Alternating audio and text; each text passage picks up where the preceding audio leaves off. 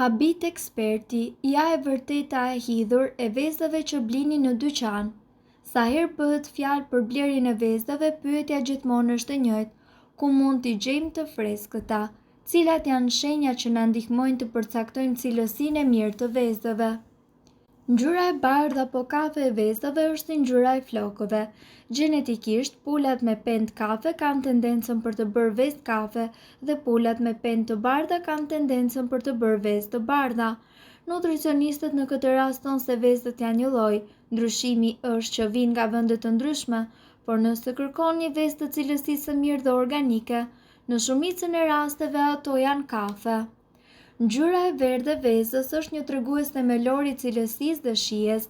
Sa më e fortë dhe më e errët të jetë e verdha ose portokalli, është tregues i një diete të ekuilibruar dhe një ushqim organik me të cilin është ushqyer pula.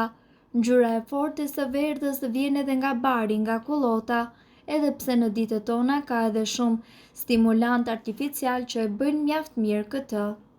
Megjithatë, edhe shija e vezave të tilla është shumë më e mirë.